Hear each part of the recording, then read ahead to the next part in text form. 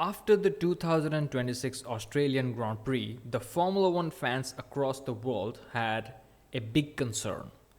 And the concern was 2026 and beyond is going to be boring because of Mercedes dominance and also George Russell dominance.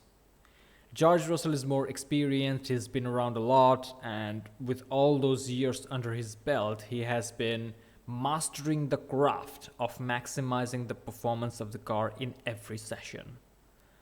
So now that he has the fastest car, it kind of looks inevitable that we are in for a snooze fest of a season, and he's going to stick it on pole and he'll be faster, like he will stick it on pole by half a second. He'll be like, that was the case in the first race of the 2026 season. Mercedes of George Russell was more than half a second clear of the rest of the field in qualifying. And their race pace is phenomenal. Now, I looked at the race, I revisited the race, and I'm like, you know what? It may not be that boring of a season as a lot of people think it is. And there are three reasons for that. The first reason is Ferrari. The second reason is Max Verstappen, obviously. And the third reason is Kimi Antonelli. And in this video, I'm going to walk you guys through why I think each of those three elements are going to play a part to make the season entertaining overall and give the Formula One fans a reason to tune in weekend after weekend. So first, let's talk about Ferrari, the big thing. For many, many years, we have laughed at this team, and deservedly so, because they have made a lot of mistakes, like in their organizational structure, in the pit strategy, in the direction of technical development of the car, like the comments from their top dogs, John Elkann, for example. All of those reasons made Ferrari a laughingstock, but in 2026, they showed up with a good package. The Ferrari in this season, if you look at the race pace, it's pretty impressive. Let's not forget that in the 2026 Australian Grand Prix, Ferrari did not pit under the virtual safety car, which is a little bit concerning because, the strategy guys, they need to get their shit together. We'll talk about that in a different video, but the point that I'm trying to make is, let's not forget that Ferrari did not pit under the virtual safety cars, and they kind of did their pit stops normally. And they kind of lost about 7 to 10 seconds in that situation. And the distance between the couple of Ferraris and the couple of Mercedes ahead of them, Mercedes finished 1-2 and Ferrari finished 3-4, third and fourth.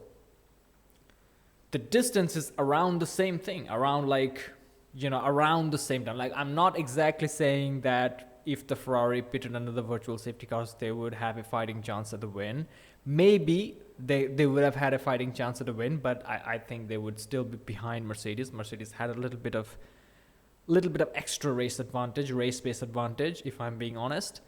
But at the same time, you kind of have to keep that in consideration. That's the first thing. The second thing is, Ferraris need to optimize, and they have more room for improvement in this area. They need to optimize how to charge their battery and deploy it better.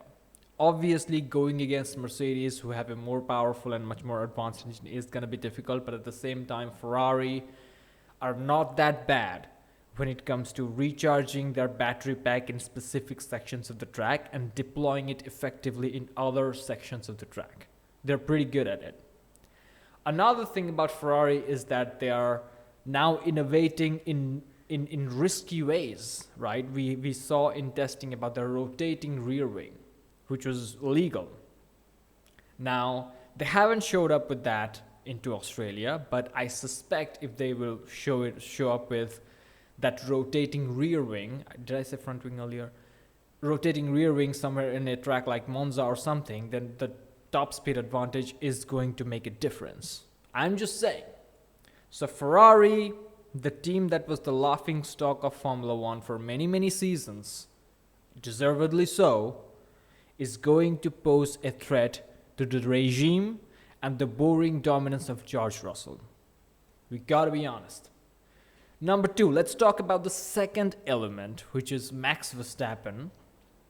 You can never count Max Verstappen out. Obviously, we have been seeing that for 2024 season and 2025 season as well. That guy comes out of nowhere and suddenly he is in contention and suddenly he is a legitimate threat, and you can never count him out. Apart from his, otherworldly talent, his skills behind the wheel, other than that, Red Bull's race pace, pretty impressive. Let's not forget that Max Verstappen started P20 and finished P6 in the first race of the season. Let's not forget that. Let's not forget that Isaac Hadjar, his first ever qualifying in Red Bull, he was P3. I mean, yeah, he had a terrible start and, kind of lost the position to Lewis Hamilton and then Arvid Lindblad, and then, managed to get the position back from Lindblad. But at the same time, the qualifying pace of the Red Bull, even though it's not as close to Mercedes, is right behind them. And their race pace is actually pretty decent. So if Max Verstappen's qualifying goes perfectly well, then he definitely can position himself right behind the Mercedes. And Max Verstappen, as we all know, is a master at race starts. And he had a pretty good race start in the season opener. So if he has, and this is also an advantage that I forgot to mention for Ferrari, is that Ferrari is phenomenal at race starts as well. Charles Leclerc went from P5 to P1. And also Lewis Hamilton had an amazing race start. He was squeezed by, I would say, Isaac Hadjar and Kimi Antonelli, if I remember it correctly. That's why he kind of had to pull back a little bit. Lando Norris and Kimi Antonelli, if I'm correct. And that's why he couldn't charge forward further. But Ferrari also is pretty amazing at race starts. So even if Mercedes qualify 1-2 and Verstappen and a couple of Ferraris are right behind them, it don't matter. It don't matter if the Mercedes is half a second quicker than the Ferraris in qualifying, if they're going to lose the position in the race start, and then Max Verstappen is there in the mix as well.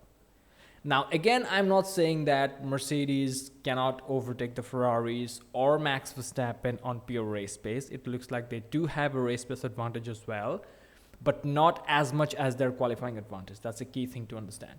Ferraris and Max Verstappen can close the race pace gap to Mercedes much more effectively compared to the qualifying pace, is what I'm trying to get at. Anyway, so Max Verstappen's race pace, let's talk a little bit about that. In terms of the qualifying performance, we have seen that Isaac Hadjar can put it in P3, right behind the Mercs. And we have seen Verstappen's race pace pretty impressive. Yeah, they had some system integration issues, that's why Hadjar's engine blew up. But in terms of reliability, they're pretty solid. In terms of performance, it's pretty reliable, pretty predictable. And all they need to do is just optimize where they recharge the battery, where they deploy it properly across the track, and then everything's gonna be fine. So those are the first two elements. The first element was Ferrari, amazing race start, good race pace, amazing drivers, overall good package. The second thing is Max Verstappen and Red Bull, reliable engine, good race pace, decent qualifying pace as well, and Max Verstappen is, evergreen in race starts. The third element that we need to talk about before we wrap this video up is Kimi Antonelli. Kimi Antonelli is gonna give us a second silver war. How? If you look at the first race of the season, let's look again at the 2026 Australian Grand Prix, right? Third practice session, Kimi Antonelli crashes out. No big deal, shit happens, you're a kid. The mechanics, big shout out to them, the heroes of the day, fixed the car, put him back on track during qualifying. They don't have time to set up the car based on what Kimi likes in terms of the balance. And still Kimi Antonelli puts it in P2. What does that tell you about the talent of this kid? Extremely talented. So if Kimi Antonelli can take a car which was not properly set up to his preferences in driving, this is the first race ever of this new set of regulations, first qualifying session ever, puts it in P2, only loses out to his teammate who has a lot of experience in the sport, Let's not forget the advantage that George Russell has over Kimi Antonelli in terms of experience, in terms of being in Formula One, in terms of being stuck in shit cars where you have to grind hard to extract the maximum performance out of it session after session. So George Russell, he's a polished driver. Kimi Antonelli is not. So even in that circumstances, when he had a massive crash in FP3, gets into the car for qualifying, puts it in P2, has a bad start in the race, recovers from that and finishes P2. It is very possible that Kimi Antonelli, down the line, somewhere in the season, switches up and starts becoming a threat, a legitimate threat to George Russell. And with a couple of Ferraris and Max Verstappen in the equation, it is highly possible that Osama bin Russell's charge to the world's drivers title in 2026 season is not going to be as seamless as he imagines it to be. Now, before closing, before I end this video, there's a key thing that I wanted to say is that in this channel, I'll definitely be cheering for Ferrari until they throw the championship away, which will happen by, I would say, round 6, round 7, something like that, because around that, they will make enough pit stop mistakes and strategy mistakes, and there will be also some driver mistakes. And by this time, it'll be over. But they will still be in the equation in the sense that they can get in the way of the Mercedes drivers. After that, after all those things happen, I will, when I say I mean we will be supporting Max Verstappen again. And then in terms of Mercedes, we will support Kimi Antonelli, not George Russell. And here is why. In the cool down room after the 2026 season opener, George Russell, like a snake, he was trying so hard to convince Charles that you guys were fast, you guys were not slow, you guys were very fast. That pissed me off. The lies that come out of his mouth, the illegitimacy, the patronizing tone, I don't like that. Hence, we will not be supporting George Russell in this channel because of that mistake that he did. I'm pretty sure he cares. And we will start by supporting Ferrari as usual, get our hopes up because of the promising things that we have seen so far in the preseason testing and also in the first race about Ferrari.